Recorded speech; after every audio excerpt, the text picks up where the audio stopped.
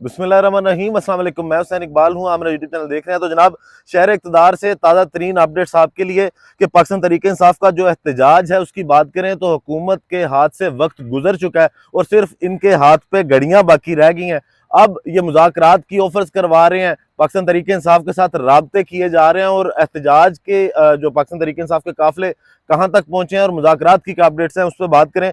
तो काफिलों की बात करें तो जनाब, पाकिस्तान तहरीक इंसाफ के 2 काफिले इस्लामाबाद की हदूद के अंदर दाखिल हो चुके हैं। एक काफिला जो शाहिद खटक साहब का था, जो मियांवाली वाली साइड से आ रहा था, वो इस वक्त 26 नंबर चुंगी जो है वहां पहुंच चुका है और इस वक्त 26 नंबर चुंगी की तमाम जो लाइटें हैं वो बंद कर दी गई हैं। कंट्रोल जो है वो रेंजर को दे दिया गया है और मीडिया को भी वहां पे कवरेज से रोक दिया गया है। अब शेलिंग का सिलसिला भी जो है वो वहां पे शुरू हो जाएगा। लेकिन दूसरी जानिब अगर अली मीर गंडापुर साहब के काफिले की बात करें, जिस काफिले के साथ बुशरा बीबी साहबा भी साथ आ रही हैं, तो वो पाकिस्तान तहरीक इंसाफ का सबसे बड़ा काफिला है जो इस वक्त 72 इंटरचेंज पे पहुंच चुका है। इस्लामाबाद के बहुत करीब आ चुके हैं अली मीर गंडापुर साहब, बुशरा बीबी साहबा, और बुशरा बीबी साहबा थोड़ी थोड़ी देर बाद कंटेनर पे आती हैं अली मीर गंडापुर साहब वाले, और वहां पे आके वो कारकुनों से बात भी करती हैं, उनको वो याद दहानी करवाती हैं कि वो किस कॉज के लिए ये एहतजाज करने निकले हैं। और आज दोबारा से जब वो कंटेनर पे आई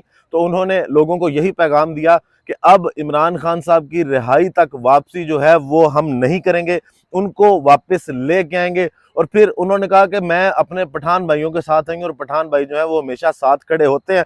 साथ साथ उन्होंने ये कहा कि अगर सब चले भी जाएं, कोई भी खड़ा ना हो, तो मैं अकेली खड़ी रहूंगी, लेकिन इमरान खान साहब की रिहाई तक अब मैं वापस नहीं आऊंगी। तो पाकिस्तान तहरीक इंसाफ ने ठान लिया कि रिहाई जो है वो इमरान खान साहब की करवाएंगे, तो उसके बाद ही आगे की बात होगी। और इसके अलावा फिर जनाब, अगर पंजाब से आने वाले काफिलों की बात करें तो जनूबी पंजाब से जो ओन पब्बी साहब का काफिला है वो भी इस्लामाबाद की हदूद के अंदर दाखिल हो चुका है और वो भी एक बड़ा काफिला है। अब पाकिस्तान तहरीक इंसाफ के 3 जानिब से तो काफिले इस्लामाबाद की जानिब आ रहे हैं। अभी अगर वो 26 नंबर पे सारे काफिले इकट्ठे होते हैं, वहां पे जिस तरह से रेंजर्स को चार्ज दे दिया गया, लाइटें बंद की गई हैं, तो लगता यूं है कि वहां पे शेलिंग का सिलसिला जो है वो भारी मिकदार में शेलिंग वहां पे की जाएगी और लोगों को मुंतशिर करने की कोशिश की जाएगी। लेकिन अब मोहसिन नकवी साहब जो कहते थे कि जो एहतजाज करने आ रहे हैं या पाकिस्तान तहरीक इंसाफ की क़यादत जो है, इसके साथ मुज़ाकरात करने की ज़रूरत नहीं है, ना मुज़ाकरात किए जा रहे हैं। आज जनाब हुकूमत ने पैगाम भेजा पाकिस्तान तहरीक इंसाफ की क़यादत को। फिर एक अडयाला जेल में बड़ी मुलाकात भी हुई और वो मुलाकात हुई बैरिस्टर गोहर साहब की और बैरिस्टर सैफ साहब की इमरान खान साहब के साथ। और ज़राए के मुताबिक बैरिस्टर गोहर ने जो हुकूमत की ऑफर है कि आप डी चौक की जगह अगर पेशावर मोड़ पे धरना देते हैं या वहां पे अपना एहतजाज रिकॉर्ड करवाते हैं तो हुकूमत आपके रास्ते नहीं रोकेगी, आप सिर्फ डी चौक का मुकाम जो है इसको तब्दील कर लें।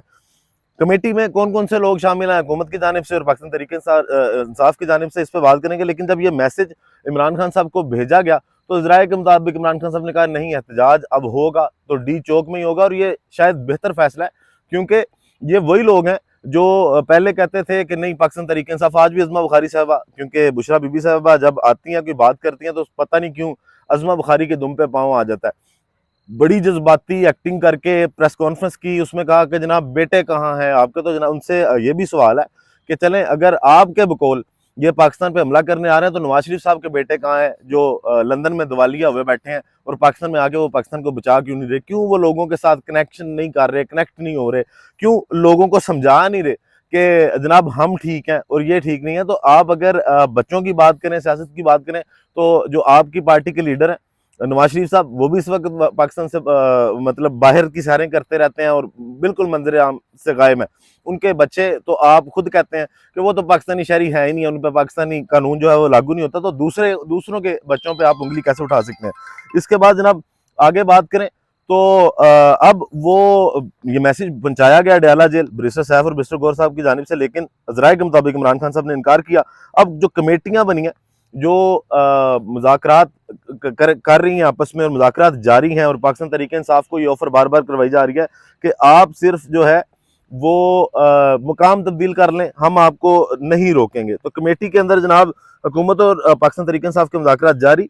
पीटीआई की जानिब से असद कैसर साहब हैं, शिबली फराज साहब हैं और बैरिस्टर गौर साहब हैं इस कमेटी का हिस्सा, और मुज़ाकरात के अंदर ये शरीक भी। और हुकूमत की जानिब से अमीर मुकाम सरदार रियाज सादिक, मोहसिन नकवी और राना सनाउल्लाह साहब ने जनाब शिरकत की है इस मुज़ाकराती जो पाकिस्तान तहरीक इंसाफ का और हुकूमत का दौर लगा इसके अंदर।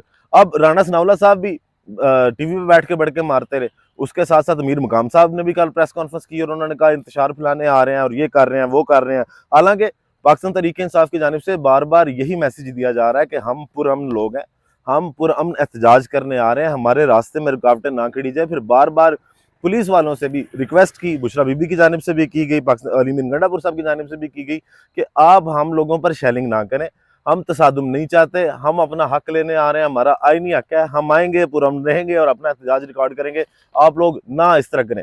कल आपने देखा कि जिस तरह अटक को रेड लाइन बनाया गया था और डीपीओ अटक की जानिब से कहा गया था कि जनाब ये रेड लाइन है, यहाँ से क्रॉस नहीं कर सकते काफिले, और 3500 कंटेनर लगाए गए अटक की लाइन पे। इस साइड पे अगर देखें पंजाब वाली साइड पे तो जेलम के पुल की जो इन्होंने सूरत हाल की, ऐसा लग रहा है जैसे इमरान खान साहब ने तो नया पाकिस्तान बनाने का नारा लगाया था ना, ये नया पाकिस्तान तामीर करेंगे। इसके बाद सड़कें खोद दी गई, पुल उखाड़ दिए गए, अब उसके बाद सिर्फ मसला यही है कि तहरीक इंसाफ के कारकुनान जो है वो इस्लामाबाद ना पहुंचे। तो ये जनाब अब तक की सूरत हाल है कि काफिले इस्लामाबाद तकरीबन पहुंच चुके हैं, 26 नंबर चुंगी पे है, 72 इंटरचेंज पे है और तीसरा काफिला भी जो है इस्लामाबाद आ चुका है।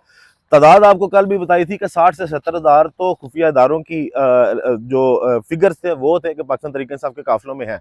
अब वो जहां जहां से गुजरते आए हैं, हजारों लाखों नहीं तो हजारों की तादाद में तो लोग हैं पाकिस्तान तहरीक इंसाफ के साथ, लेकिन दूसरी जानिब जो एक्टर्स हैं वो अभी तक उनकी एक्टिंग जारी है। अता तारड़ साहब की बात करें तो अता तारड़ साहब अभी तक सब अमन शांति और इस तरह की बातें कर रहे हैं कि जनाब कोई ना रास्ते बंद है कहीं पे, हालांकि पूरा इस्लामाबाद मफलूज किया हुआ है। पिंडी इस्लामाबाद का रब्ता इस वक्त किसी भी तरफ से किसी भी शहर के साथ जो है वो नहीं है।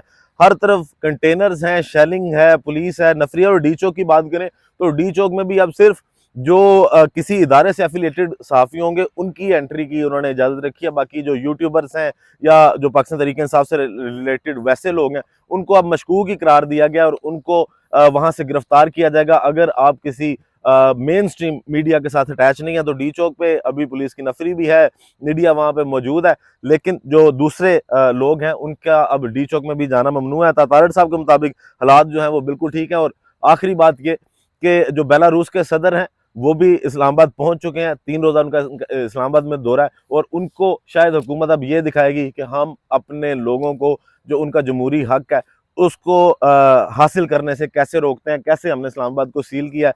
पता नहीं, वो आंखों में मट्टी डालने की तो कोशिश की ग्रीन कपड़े डाल के। तो अब बेलारूस के साथ जो भी मामलात हैं इनके ये वो देखेंगे साथ, लेकिन मोहसिन नकवी साहब की अब ये पहली पाकिस्तान तहरीक इंसाफ की जीत समझे कि वो मोहसिन नकवी जो कहते थे बात नहीं करनी, अब वो बात करने पे मजबूर हैं, ऑफर्स देने पे मजबूर हैं। तो पाकिस्तान तहरीक इंसाफ अपना एहतजाज रिकॉर्ड कराने में अभी तक जो है वो कामयाब रही है। वीडियो का काम करते हैं इसी दुआ के साथ कि अल्लाह ताला पाकिस्तान पर अपनी रहमत नाज़िल करे। पाकिस्तान जिंदाबाद।